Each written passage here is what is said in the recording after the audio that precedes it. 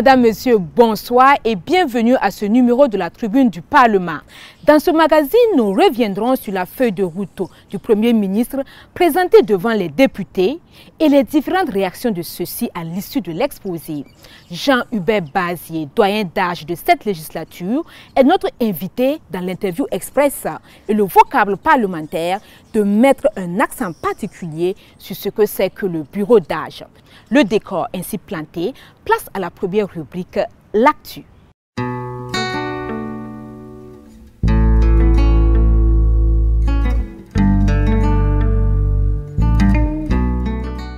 Le Premier ministre, le Dr Albert Ouedraogo, a présenté devant l'Assemblée législative de transition le lundi 4 avril dernier sa feuille de route. Le chef du gouvernement a rappelé le contexte national dans lequel le Burkina Faso évolue ces dernières années avant de décliner les actions à venir pour venir à bout des différentes crises qui secouent notre pays. Suivez plutôt. Né sur les cendres du discours de politique générale, la présentation de la feuille de route du Premier ministre de transition a donné la boussole de l'action gouvernementale. Une boussole qui s'appuie sur le diagnostic de la situation nationale actuelle. Cela fait maintenant plusieurs décennies que notre pays est secoué par de nombreuses crises. À la crise politique et de gouvernance s'est ajoutée au cours des 6 dernières années une crise sécuritaire et humanitaire sans précédent qui continue d'endeuiller nos familles et la nation toute entière. De ce constat, 4 objectifs stratégiques sont élaborés et énumérés ainsi qu'il suit.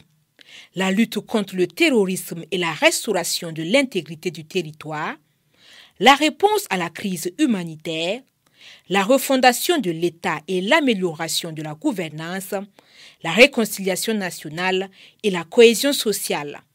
Pour relever les différents défis qui s'opposeront à notre marche victorieuse pour la paix et la sécurité, chaque citoyenne et chaque citoyen doit faire preuve de patriotisme, d'intégrité, de solidarité, de civisme, de sacrifice, de dialogue, d'amour du travail, qui sont entre autres les valeurs chères à chacun de nous et qui sont inscrites dans la charte de la transition. Le présent exercice est conforme aux dispositions de l'article 18 de la charte de la transition qui veut qu'après nomination, le Premier ministre, dans un délai de 30 jours, présente sa feuille de route devant la représentation nationale.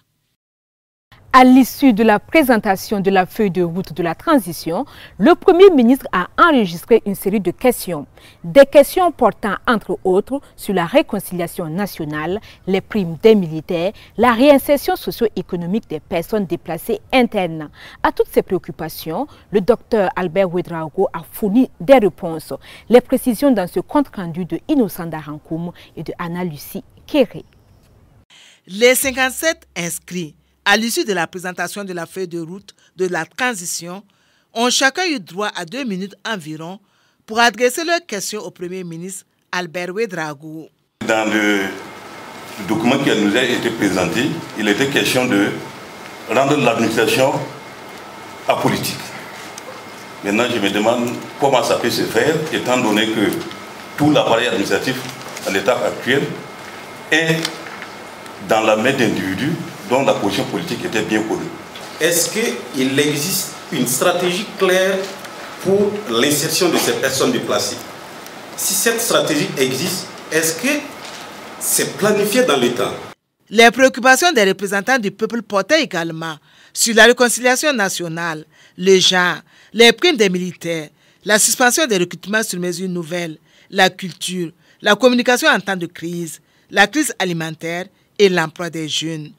Le chef du gouvernement de répondre à ces préoccupations. Pour la dépolitisation de l'administration, nous allons faire en sorte que pour l'accès aux postes, notamment les postes de responsabilité, que ce soit fondé sur les compétences techniques et sur les valeurs morales. Il faut dire que nous sommes engagés dans l'élaboration d'une stratégie globale d'insertion des personnes déplacées internes et de toutes les personnes qui sont affectées par le terrorisme. Vous aurez l'occasion donc d'interpeller les ministres de mon gouvernement donc, par rapport à certaines préoccupations spécifiques.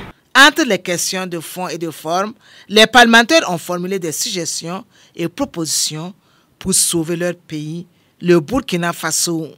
Réunie dans la semaine du 28 mars au 1er avril, la commission ad hoc chargée de l'élaboration du règlement intérieur de l'Assemblée législative de transition a livré les résultats de ses travaux. Ce règlement intérieur a fait l'objet d'une plénière le 5 avril et a été adopté par l'ensemble des députés. Le résumé des travaux et le compte-rendu de la plénière avec Innocent Darankoum, Anatole Nakoulma et Alizeta Kwanda. À l'unanimité, les députés de l'Assemblée législative de transition adoptent le règlement intérieur de la 9e législature. Un document qui, selon les députés de l'Assemblée législative de transition, va régir la vie de l'institution. Le règlement intérieur, c'est un document basique dont les termes en fait sont toujours employés dans toutes les législatures. L'essentiel est là. Au regard des échanges que nous avons eus ce matin pour l'enrichissement du document et surtout des questions à élucider, je pense que nous avons un document cadre de travail pour cette législature. Composé de 16 membres, dont 10 des différentes composantes de l'Assemblée législative de transition et 6 techniciens de l'administration parlementaire, la commission ad hoc s'est appuyée sur les pratiques et usages parlementaires ainsi que les règlements des précédentes législatures pour rédiger ce document. Nous sommes allés d'abord sur la base de l'existant et nous avons procédé article par article. Nous avons aussi notre rapport parce que nous sommes dans l'opérationnel. Nous travaillons avec les commissions générales, avec les députés, et nous voyons les difficultés et ce qu'on peut apporter pour améliorer le fonctionnement de l'Assemblée législative de transition. Au total, 170 articles ont été adoptés. Le règlement intérieur est transmis au Conseil constitutionnel pour validation. Le président de l'Assemblée législative de transition, le professeur Aboubakar Toguieni, est allé à la rencontre des personnes déplacées internes PDI de la région du Centre-Nord le jeudi 31 mars 2022. Il a pu s'imprégner des conditions de vie des PDI relogés sur le site de Tiwaiga dans la ville de Kaya. Un moment de communion et de solidarité que nous relate Idrissa Warga et sa presse Hippolyte Mwilogo. C'est pour toucher du doigt les réalités des conditions de vie des PDI, personnes déplacées internes, que le président de l'Assemblée législative de transition, Aboubakar Toguieni, accompagné des députés et des membres du gouvernement, s'est rendu à Kaya sur le site de Tiwaiga. Il a visité les lieux et échangé avec les locataires. Nous ne pouvons pas rester plus longtemps sans venir voir ces populations, parce que nous, en tant que représentants donc, du peuple, nous devons prendre les mesures qu'il faut pour accompagner, bien sûr, l'action gouvernementale dans ce sens-là. Aujourd'hui, nous sommes venus pour leur dire que nous sommes tous des frères, nous sommes ensemble et ce combat-là, nous allons le réussir ensemble. Les PDI ont témoigné leur reconnaissance au chef du Parlement burkinabé. Nous saluons la présence des autorités parmi nous aujourd'hui. Nous sommes réconfortés. Malgré les efforts fournis, nous sommes toujours dans le besoin d'eau et de vivre. Notre souci majeur, c'est de retrouver nos villages d'origine. Dans son programme à Kaya, le président Toguieni a eu des entretiens avec les communautés religieuses et coutumières ainsi que les directeurs régionaux des départements ministériels sur les préoccupations des déplacés. L'Assemblée législative de transition siège depuis le 22 mars dernier. Le mandat de 70 députés de transition a été validé au cours d'une session spéciale. Session au cours de laquelle le professeur Aboubakar Toguieni a été désigné pour présider aux destinées du Parlement de transition. Le film de la cérémonie avec Innocent Darankoum, Idrissa Warga et Chloïmé Alain Koulibaly.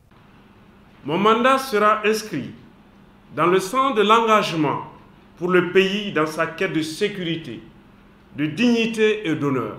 Ce sont là les premiers mots du tout nouveau président de l'Assemblée législative de transition. Aboubakar Togieni troque sa blouse de chercheur à l'université Nazi Boni de Bobo-Dioulasso pour l'hémicycle. Les défis sont énormes et il faut parer au plus urgent. Pour ce faire, il engage les députés au travail. Avec mes collègues de l'ALT, je veillerai au contrôle de l'action du gouvernement, à la défense des intérêts du peuple et nous prendrons aussi l'initiative de propositions de loi ou toute autre action allant dans le sens de l'intérêt supérieur de la nation. Pour arriver au choix du chef du Parlement de transition, il a fallu un vote à bulletin secret de l'ensemble des députés. 3 prétendants au départ, Aboubakar Togieni l'emportera à 59 voix pour sur les 70 votants. À cette cérémonie, il faut aussi noter la validation du mandat des députés, symbolisé par le port de l'écharpe. Nous savons très bien le combat pour lequel nous sommes là. Aujourd'hui, le peuple burkinabé attend des résultats et nous allons travailler effectivement à donner ce résultat au peuple burkinabé afin que la paix puisse revenir. En venant ici, de toute façon, nous savons déjà que nous avons des défis à relever. La priorité, c'est de nous mettre aussi de suivre le programme du président de transition et de rester le plus concret possible, de nous mettre en action. L'Assemblée législative de transition installée, place au travail parlementaire. Ils auront comme tâche de voter les lois, de contrôler l'action du gouvernement de transition et de consentir l'impôt. La séance est levée. Suivons à présent les réactions des nouveaux députés après la validation de leur mandat. Au micro de Anatole Nakoulma et de Salimata Gaïla Baro, ils reviennent sur les priorités du moment, à savoir le retour de la paix au pays des hommes intègres. Notre mandat n'est pas comme les autres mandats. Nous avons l'œil de la population derrière nous. Nous devons tout faire pour vraiment mériter cette confiance et d'abord aider le gouvernement à ce qu'il y ait la paix, la réconciliation, mais surtout que la sécurité vienne au Burkina Faso, qu'on puisse pouvoir avoir tout le territoire perdu. C'est une lourde responsabilité que nous sommes en train d'amorcer parce que nous sommes dans un contexte assez particulier. Et le rôle aujourd'hui de tout responsable ou autorité que nous sommes, c'est de faire en sorte que le Burkina Faso sorte de cette situation d'insécurité et de souffrance des populations. Ce qui est attendu de nous, c'est de restaurer en fait la paix, la sécurité et de faciliter le retour en fait des déplacés internes dans leur village et leurs régions respectives. Qui parle de restauration parle des valeurs culturelles d'abord. Et pour nous, il est très important de faire un plaidoyer ici à l'hémicycle pour que les gens arrêtent de prendre la culture comme étant juste de l'amusement ou du folklore. Elle est la base de tout développement. Pendant 15 ans, j'ai travaillé dans le domaine du genre et j'espère bien apporter ma petite pierre, ma petite contribution à l'amélioration des conditions des femmes et également en général à l'amélioration des conditions des droits humains au Burkina Faso.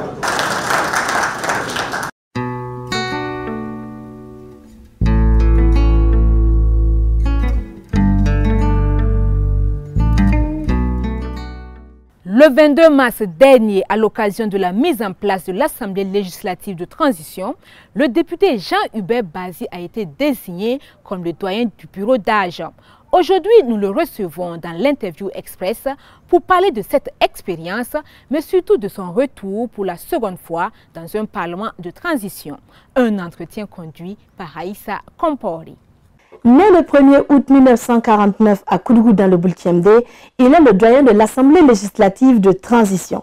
C'est à ce titre qu'il y a quelques jours, il a présidé l'institution jusqu'à l'élection et l'installation du nouveau chef du Parlement.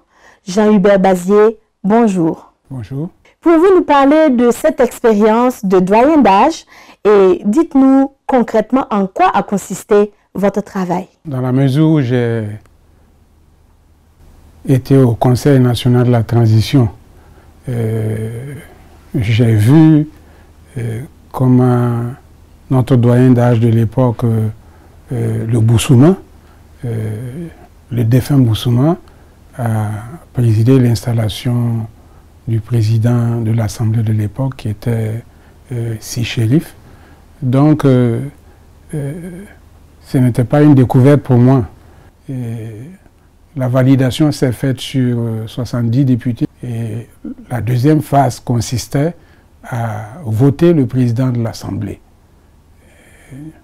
Cela aussi s'est passé sans problème. Nous avons installé le président de l'Assemblée qui est le professeur Togieni. Justement, il s'agit pour vous d'un retour dans l'institution parlementaire. C'est la deuxième fois que vous êtes membre d'une assemblée de transition. Comment vous appréhendez cette expérience qui débute maintenant? Je peux dire que je suis à l'aise. Au CNT, nous étions 90. Alors, maintenant, nous sommes 71. C'était vraiment sans problème, hein. La seule chose que nous avions comme handicap, c'était le manque de bureau. Je reviens avec l'Assemblée législative de transition et je constate que les locaux que nous avions, dont nous avions commencé la construction ont été définitivement construits. L'espace disons, viabilisé, il y a quand même de l'évolution. Justement, les enjeux avec cette Assemblée législative de transition changent. Quels sont les conseils que vous avez à apporter à cette législature afin qu'elle puisse atteindre les objectifs assignés? Avec l'installation et les premières réunions, nous avons convaincu le président de l'Assemblée de la nécessité de formation permanente et continue pour doter les députés de connaissances solides dans le domaine de la législation pour qu'ils puissent faire un travail conséquent. Je crois que avec la solidarité, avec l'intelligence commune, avec la volonté de réussir notre mission, nous pourrions marquer d'une pierre blanche notre passage à l'Assemblée législative de transition. Nous vous remercions pour cet entretien que vous nous avez accordé.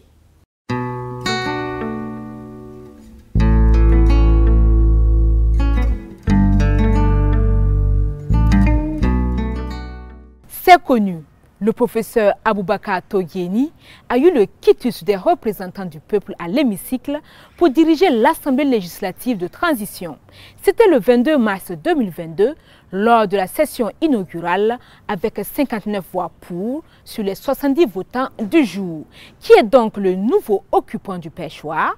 Quelles sont ses ambitions pour le Parlement? Vous le saurez dans ce portrait signé Hagada Judith Kimadi. Natif de la ville de Sia, celui sur qui repose désormais l'avenir du Parlement burkinabé est né le 17 avril 1964 à Bobo-Dioulasso.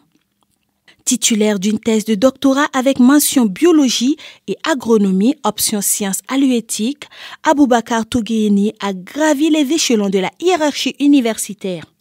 Il était jusqu'ici directeur de l'école doctorale sciences naturelles et agronomie à l'université Naziboni de Bobo-Dioulasso.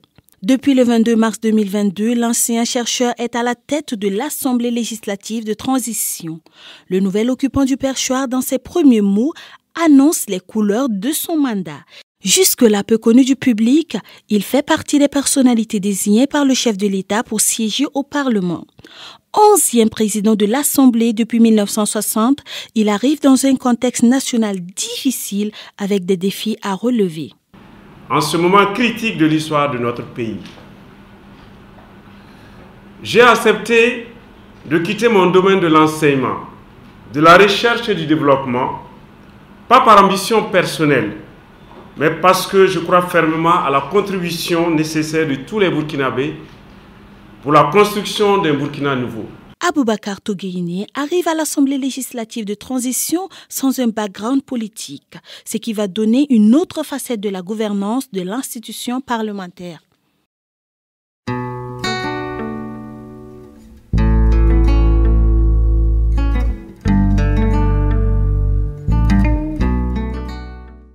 À chaque installation d'une législature, vous entendez le terme bureau d'âge. Alors, pour ce numéro, ce sera le sujet de notre rubrique Le vocable parlementaire. Comment définit-on le bureau d'âge? Quel est son rôle et à quelle occasion on a recours à un bureau d'âge? Armand Palme, directeur général de la législation et du contrôle parlementaire, nous en parle. Alors, le bureau d'âge, c'est l'organe qui est mis en place pour présider la séance d'installation d'une nouvelle législature ou la séance qui va servir à l'élection d'un président d'assemblée lorsque ce président-là et l'ensemble de son bureau ont démissionné. Sa mise en place est fixée par les différents règlements des assemblées. Et ce bureau d'âge est composé du plus âgé des députés, qu'on appelle le doyen d'âge, qui est assisté des 2 plus jeunes députés qui remplissent les fonctions de secrétaire de séance. À chaque fois qu'il y a renouvellement des députés, la mise en place d'une nouvelle législature, c'est toujours un bureau d'âge qui est mis en place pour diriger la séance d'installation. Et ce bureau d'âge-là va présider la séance pour la validation du mandat des députés et l'élection du nouveau président de l'organe législatif. Après l'élection du président de l'organe législatif, le doyen d'âge qui a présidé la séance se retire. Il laisse la place au président élu, mais il est toujours assisté de 2 plus jeunes députés qui vont l'accompagner jusqu'à l'élection du bureau de l'organe législatif en fait. Et effectivement, dans d'autres pays, il existe ce bureau d'âge-là. Tout à côté de nous au Mali, c'est le cas. En RDC, c'est également le cas. Dans pas mal de pays, ce sont ces structures-là qu'on met en place généralement pour la mise en place, l'installation d'une nouvelle législature. Le doyen, il peut se désister. Pour une raison ou pour une autre, il peut se désister. Et en ce moment, on fait appel au député le plus âgé qui suit celui qui s'est désisté. Il en est de même aussi pour les 2 plus jeunes députés qui servent de secrétaire de séance. S'il se trouve que l'un d'entre eux se désiste, en ce moment, on passe au suivant, ainsi de suite. On a rencontré ce cas. Il s'agit de lors de l'installation de la 7e législature en décembre 2015. C'était le défunt député Ouedraogo Salfo Albert et Salfo Théodore. Et donc c'est lui qui devait présider, qu'il était le doyen d'âge. Et il s'est désisté. Et c'est en ce moment que le député Lompo Kourouboundou Redé a présidé le bureau d'âge. Le vocable parlementaire met fin à ce magazine. Tout le plaisir a été pour moi de l'avoir présenté. Excellente soirée et à bientôt.